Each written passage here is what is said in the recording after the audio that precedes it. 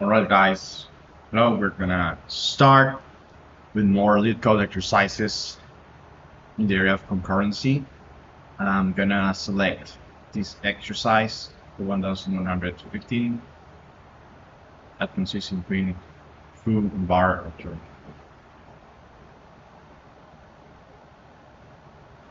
here's the exercise. So basically this is the code that is given. Basically we have this class, FooBar, private attributes of the class, where we have this n that is an integer variable, and here we have the public method with the constructor that initializes the n, and it's basically going to be the time that we're going to print the word foo in the console, and also the times that we're going to print bar in the console. And we have both functions when these are already defined functions that we're going to modify. The only thing that these functions are they're counting is that this is going to print bar and this is going to print food. That's it. And this cannot be modified. We're going to print this n times and this n times.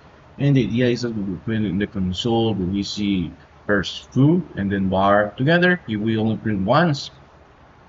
So if we print this twice, the idea is that first we print food, and then bar, then food, and then bar.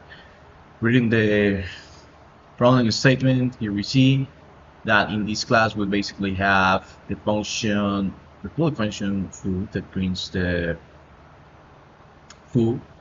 This is what we have here. This is just like the name, print foo. It's basically this. So we're gonna print the foo n times, bar n times here. Same instance of FooBar, it has two different threads, so we have two threads with this thread. Thread A we call FooBar, thread B we call bar. Modify the given program to output FooBar n times. In example 1, we have because 1 equals 1, so we will print this one. And there are two threads being fired as you can see. One of them calls foo, while the other calls bar. Bars not one time, and the same for when we call it twice. Here we have the constraint that n is in between 1 and 1000, so root portion we consider as is big enough amount of closer to have like a considerable space in the context you can run them. We're gonna try and minimize this as much as possible. So for the solution that going to implement here is the attributes. I'm gonna create from the standard library here. I'm gonna go to the approach of semaphores. That basically semaphores are an approach that imagine we are in a bridge of one single line, and it's basically just one car at a time goes.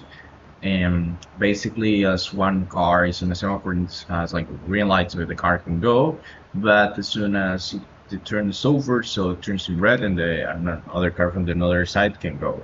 So that's the approach we're going to follow, and this is basically, as we have to alternate in between two different threads, we're going to use the approach of binary semaphore here, and we're going to create the name of the semaphore that is going to be foo sem, and we're going to name it or declare it that first is going to be activated foo. So you can acquire the resource, the shared resource, and implement the method first. Same for the type of variables binary semaphore and the initialize 0.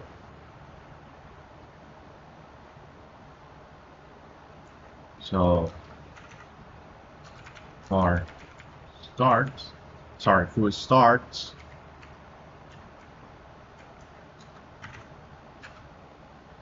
while bar waits. This will be the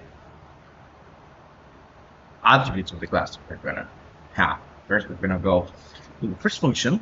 So as we have both semaphores here, I'm gonna call foo semaphore and acquire the resource. So basically this has the turn to go it's gonna wait until it's turn.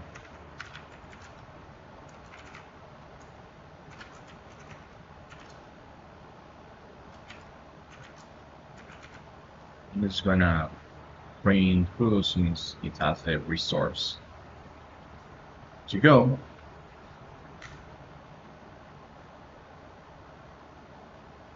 Now it's gonna allow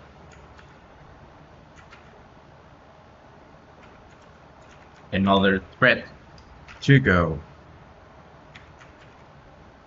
So as soon as this waits until it's turn, it's gonna call a thread. In this case, here's a print function, and as soon as this is done, allows bar to go.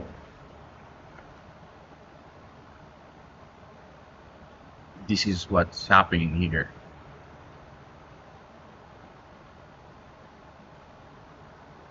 Same case here that we release now. Release this thread. Now will be in this another function in this market. So here we can use this semaphore. Wait until it's turned, in which case, as soon as in the function foo, as soon as bar semaphore is released, it will be its turn, and we're gonna release for foo, and it will be its turn to go. So it will be alternating, like playing ping pong.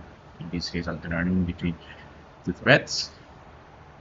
This will have basically minimal CPU usage. The thread save we're basically acquiring and releasing the thread. Also in the runtime it will be still one of all ends calling the thread n times. In the space it will be only two semaphores that are turning to one another, so one is being executed at the time to be constant complexity.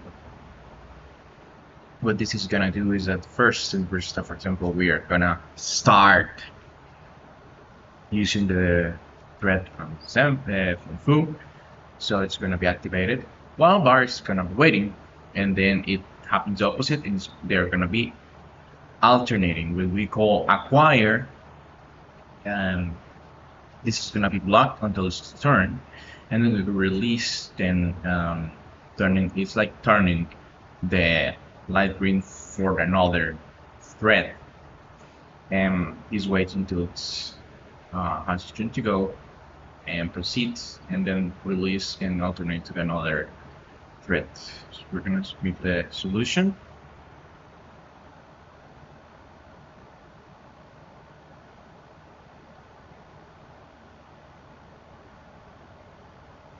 Oh, here's there is a typo here.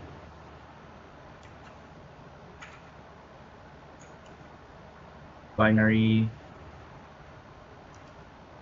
semaphore here.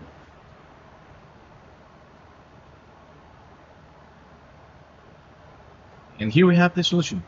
So here we have the runtime complexity.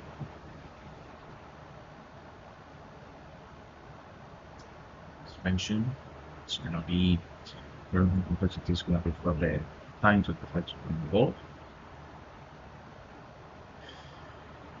And the memory complexity should be constant. Between threads. This is a solution. Thank you so much.